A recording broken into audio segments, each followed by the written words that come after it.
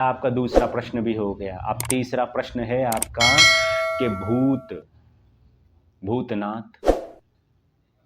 तो भूत के माने जो हम चलचित्रों में या जो भी हमारी सीरीज़ हैं, मूवीज़ हैं, उनके अंदर जो भूत दिखाए देते हैं, भूत के मायने ये नहीं होते।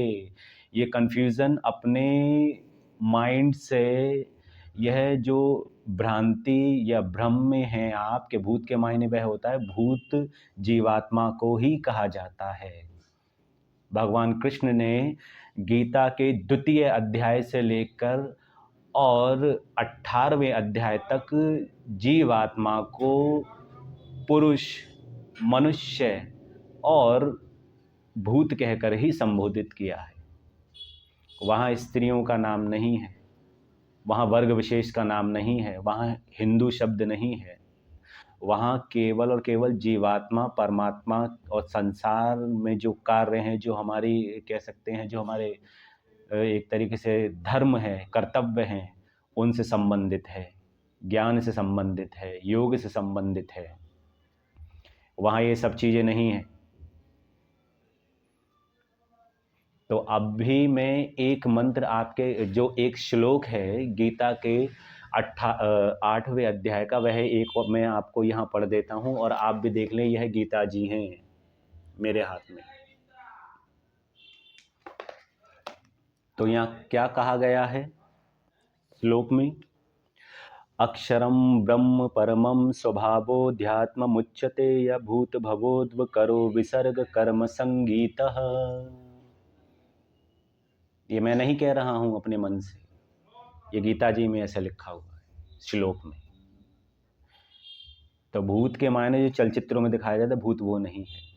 और महादेव को भूतनाथ अर्थात भूतों का राजा इसलिए कहा जाता है, वह मैं पहले पुनः भी इस विषय पर बोल चुका हूँ और पुनः फिर इसको मैं दोहरा रहा हूँ कि भूत जीवात्मा को कहा जाता है और भगवान शिव जो हैं वह काल के भी काल, महाकाल हैं। अर्थात जो व्यवस्था उन्होंने यम को दी हुई, यम के माने नियम होते हैं, कानून होते हैं, जो उन पे राज करते हैं, उनको यमराज कहा जाता है। और भगवान ने वह काल हैं और भगवान उनके भी काल हैं। काल कौन है? जो यम पे राज कर रहे हैं, नियम पे राज कर रहे हैं, जो कानून पे राज कर रहे हैं, जो समय व्यवस्था को देखते हैं, यम। और जो उस व्यवस्था को चलाने वाला है, जो उस पर राज कर रहा है, राज करने वाला राजा यानी कि यम, यम पे राज करने वाला यमराज। और उस यमराज के यानी कि उसका भी काल कौन है? महादेव।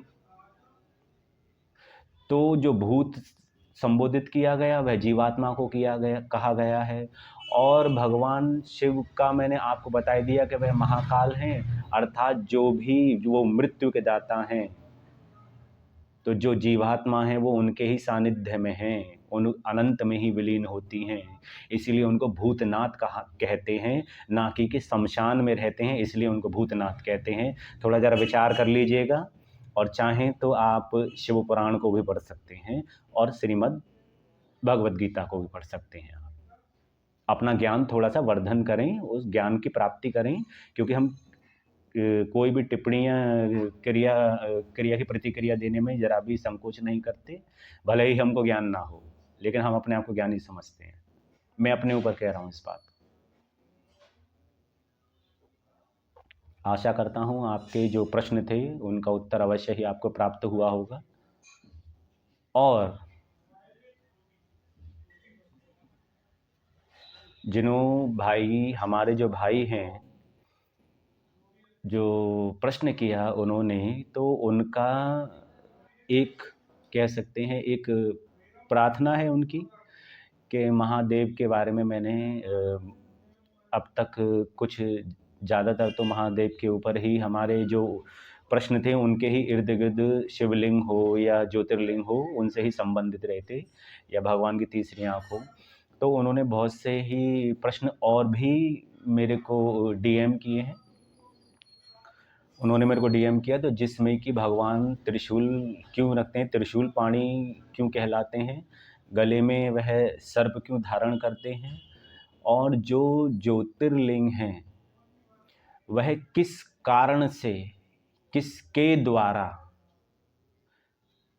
प्रकट हुए, उनके पीछे वास्तविक कथाएं क्या हैं, वास्तविकता क्या है उनके पीछे, इसके ऊपर एक सीरीज़ आप बनाएं, एक सीरीज़ तैयार करें इनके ऊपर अपनी वीडियोस की।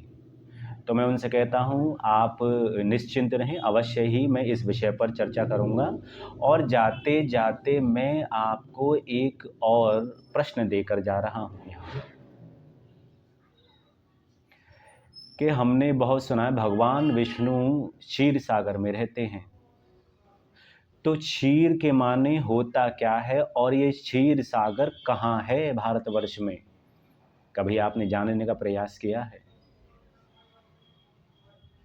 नहीं। इस पर भी हम अवश्य चर्चा करेंगे। और सोम रस क्या है, अमृत और सोम रस में क्या अंतर है, इस पर भी हम चर्चा करेंगे।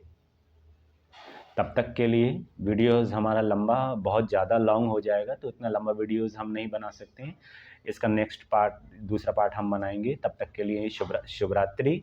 और ऐसे ही वीडियोस को देखने के लिए मेरे यूट्यूब चैनल को सब्सक्राइब कीजिएगा और बेल आइकन दबाइएगा, यही मैं कहूँगा। और मेरी जो वीडियोस होंगी उनको शेयर कीजिएगा। मैं अवश्य ही अपने यूट्यूब चैनल का लिंक बहुत ही जल्द सार्वजनिक रूप से अपने फेसबुक या इंस्टा पर भी मैं लगा दूंगा, और मैं स्वयं एक वीडियोस में उसका वर्णन भी कर दूंगा। तब तक के लिए शुभ रात्रि, कल्याण हो आप सभी का।